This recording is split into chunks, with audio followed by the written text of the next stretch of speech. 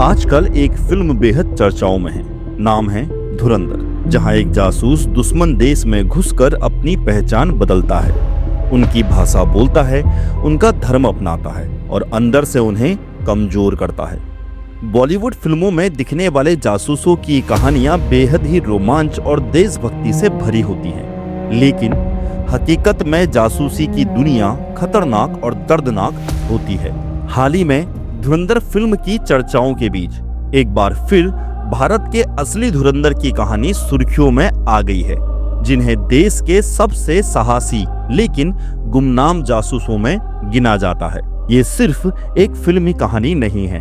भारत में एक ऐसा इंसान सच में हुआ था जिसने ये सब करके दिखाया था। उनका नाम था रविंद्र कौशिक, जिन्हें पाकिस्तान में ब्लैक टाइगर के नाम से जाना जाता है। लेकिन उनकी असली कहानी फिल्मों से कहीं ज्यादा खतरनाक और बेहद दर्दनाक थी।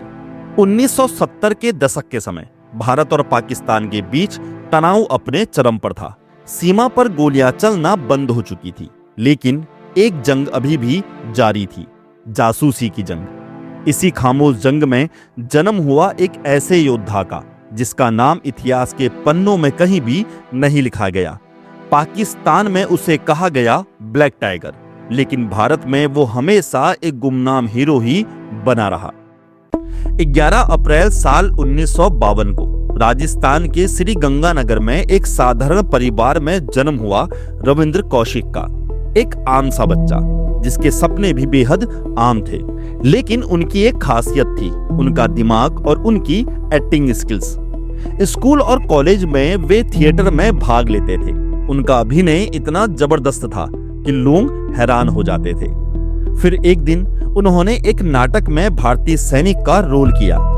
देशभक्ति से भरा हुआ अभिनय। उसी वक्त कुछ लोगों की उन पर नजर पड़ी जो आम दर्शक नहीं थे। वे रॉ यानी रिसर्च एंड एनालिसिस विंग के अधिकारी थे। उन्हें एक ऐसा चेहरा चाहिए था जो दुश्मन देश में घुसकर उनकी दुनिया में घुल मिल सके, और उन्हें मिल गया रविंद्र कौशिक। फिर रविंद्र कौशिक को एक गुप्त मिशन के लिए चुना गया। उन्हें दिल्ली लाया गया, जहां उनकी ट्रेनिंग शुरू हुई। उर्दू भाषा, इस्लामिक रीति रिवाज, पाकिस्तानी समाज और संस्कृति, और साथ में जासूसी की तकनीकें। लेकिन इन सब में सबसे मुश्किल था अपनी पहचान मिटाना। उनका नाम बदलकर उनको एक नया नाम दिया गया, नबी अहमद शाकिर। उनकी पूरी पहचान, उनका धर्म, उनका अतीत, सब कुछ बदल दिया गया। ये सिर्फ एक ट्रेनिंग नहीं थी, ये एक इंसान को पूरी तरह से नया बनाने की प्रोसेस थी। फिर साल 1975 में रविंद्र कौशिक पाकिस्तान में दाखिल होते हैं। अब वो भारत के रविंद्र नहीं थे, वे बन चुके थे नबी अहमद शाकिर। उन्होंने पाकिस्तान की कराची यूनिवर्सिटी में एडमिशन लिया और LLB की पढ़ाई शुरू की। धीरे धीरे उन्होंने वहां की जिंदगी को अपनाया, नई दोस्ती, नया परिवार और नई पहचान बनाई। यहाँ तक कि उन्होंने एक पाकिस्तानी लड़की से शादी भी कर ली और उससे उनका एक बेटा भी हुआ। कहा जाता है कि ये पाकिस्तानी लड़की पाकिस्तान आर्मी के किसी चीफ कमांडर की बेटी थी। सोचिए, एक इंसान जो अंदर से तो भारतीय है लेकिन बाहर से पूरी तरह पाकिस्तानी बन चुका है। रविंद्र कौशिक का मिशन यहीं खत्म नहीं हुआ। उन्होंने एक और बड़ा कदम उठाया, पाकिस्तानी सेना में शामिल होने का, और धीरे धीरे वो वहां से आगे बढ़ते गए और आखिरकार अपनी काबिलियत के दम पर वो पाकिस्तानी आर्मी में मेजर के पद तक पहुंच गए। अब उनके पास वो सारा एक्सेस था जो किसी भी जासूस के लिए एक सपना होता है। साल 1979 से 1983 के बीच उन्होंने भारत को कई अहम खुफिया जानकारी भेजी, जिससे भारत देश को सैन्य और रणनीतिक बढ़त मिली। उन्होंने भारत को कई महत्वपूर्ण जानकारियां दी, सेना की तैनाती, युद्ध रणनीतियां और गुप्त दस्तावेज भी भेजे। उनकी वजह से भारत को कई बड़े हमलों से भी बचाया गया। रविंद्र कौशिक की इस बहादुरी और कामयाबी को देखते हुए उस समय की प्रधानमंत्री इंदिरा गांधी ने उन्हें खास नाम दिया। नाम था ब्लैक टाइगर। यह सिर्फ एक कोड नहीं था, ये रविंद्र कौशिक की वीरता की पहचान बन गया था। लेकिन हर जासूस की जिंदगी में एक खतरा हमेशा मंडराता रहता है, पकड़े जाने का खतरा। साल 1983 का बसंत का मौसम था।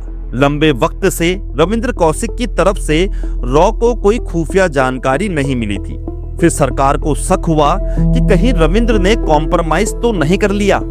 इसके बाद दिल्ली में एक बड़ा फैसला हुआ, जिसमें एक दूसरे व्यक्ति को बॉर्डर पार कर रविंद्र कौशिक से संपर्क करने की जिम्मेदारी सौंपी गई। लेकिन यह फैसला रविंद्र के लिए बेहद भयानक साबित हुआ। रॉ के जिस व्यक्ति को रविंद्र कौशिक से संपर्क करने के लिए भेजा गया था, वो बेहद कम अनुभवी था। इस कारण पाकिस्तान की खुफिया एजेंसियों ने उसे पकड़ लिया और टॉर्चर किए जाने पर उसने सारा सच उगल दिया। इसी के साथ रविंद्र कौशिक का भेद भी खुल गया और फिर सब कुछ खत्म हो गया। फिल्म धुरंधर में हीरो शायद बच जाता है, लेकिन असली जिंदगी इतनी दयालु नहीं होती। रविंद्र कौशिक को पाकिस्तान में गिरफ्तार कर लिया गया। उन पर जासूसी का आरोप लगा। उन्हें कोर्ट में पेश किया गया और सजा सुनाई गई, मौत की सजा। फिर रविंद्र कौशिक को सियालकोट जेल में रखा गया, जहां उन्हें कई शारीरिक यातनाएं, मानसिक अत्याचार और अकेलापन सब कुछ सहना पड़ा। लेकिन वो आदमी बिल्कुल नहीं टूटा। उन्होंने भारत देश के खिलाफ एक शब्द भी नहीं बोला। इसी बीच रविंद्र कौशिक ने भारत सरकार को कई चिट्ठियां भी लिखी।